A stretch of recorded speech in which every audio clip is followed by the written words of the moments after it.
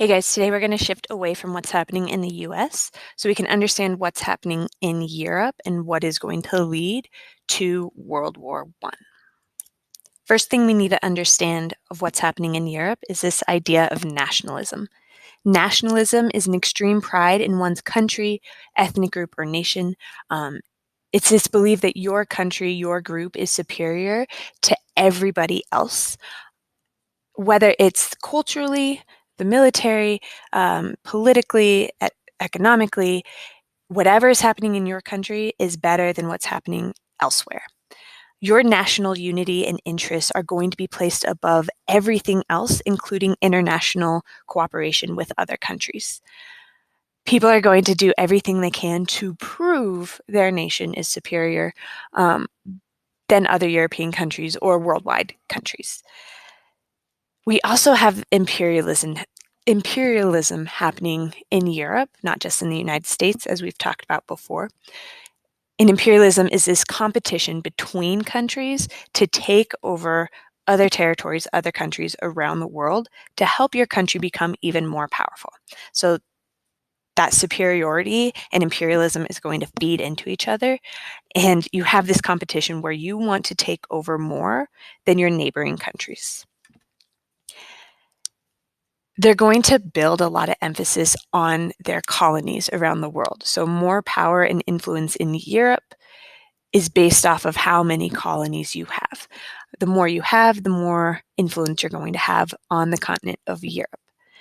You're also going to have more weapons that are going to be built during this time in order to help with imperialism taking over those other countries and to kind of just demonstrate your country's power as superior to those around you.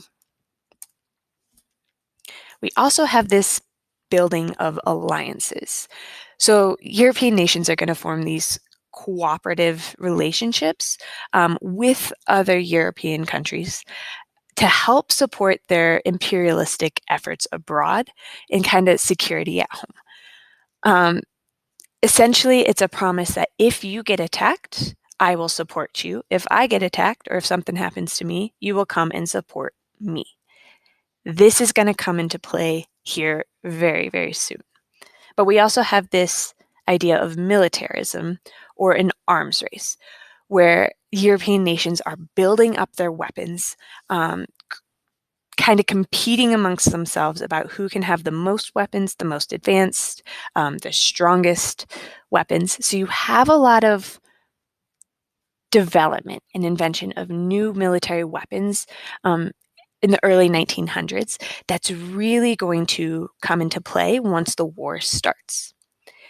They have to keep up with each other, making sure that they can keep competition going. And their spending is going to increase over 300% from 1870 to 1914, the beginning of the war, with Germany having the most powerful military in the late 1800s. So all of this competition is growing, and then we reach this tipping point. We're going to have three countries that kind of cause all of Europe to domino effect into a world conflict. We're going to have Serbia, Bosnia-Herzegovina, and Austria-Hungary. Austria-Hungary annexed Bosnia and Herzegovina against the wishes of neighboring Serbia.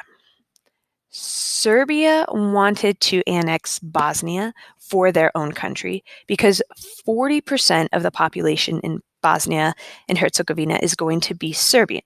So they felt this alliance and loyalty to their own like ethnic group that they wanted to reunite under one government. But Austria-Hungary is kind of standing in their way. So we get this nationalist group called the Black Hand that is going to want to kind of rise up against Austria-Hungary and unite Serbia and Bosnia together. So in 1914, they are going to see an opportunity when Archduke Franz Ferdinand from Austria-Hungary is going to be in Bosnia and Herzegovina. He's going to be there kind of seeing, observing military exercises. And as he's kind of going around the city, he gets assassinated by one of the members of the Black Hand. Instantly, things start to unravel. Austria-Hungary declares war on Serbia, where the Black Hand was based out of.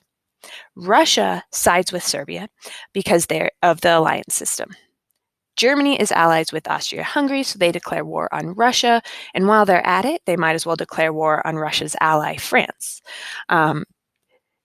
Great Britain, France's ally, is going to see this as an overreach of Germany's power, and so they're going to declare war back on Germany. And we have this domino effect where one by one, like one after the other, Europe is going to declare war and divide themselves into two alliance groups. So you can see on the screen the different alliances that are going to form. On one side, we have the Triple Alliance, also known as the Central Powers. This is going to be formed by Germany. The main three countries in this alliance are going to be Germany, Austria-Hungary, and the Ottoman Empire. You'll have other groups in there as well, but these are the main driving countries for this alliance. On the other side, you're going to have the Triple Entente, also known as the Allied Powers. They are going to be formed by France. So we have Russia, France, and Great Britain, who are going to be allies at the start of the war. The United States, just a side note, does not join the war in 1914 when this all starts to happen. But eventually, in 1917, they are going to join on the side of the Triple Entente, come in and help Russia, France, and Great Britain against Germany, Austria-Hungary, and the Ottoman Empire. So 1914, Europe becomes greatly divided. If you look on your screen, you have the two alliance systems. The Triple Entente, or the Allied Powers, are in green. You have the Central Powers, or the Triple Alliance, in orange. And then you have the countries who are neutral, in that weird burgundy purplish color, I guess we could call it. So you can kind of just see how Europe is almost instantly going to be divided at the start of this global conflict. We'll talk more about what's going on in Europe and what is going to motivate the US to join into this global conflict later this week.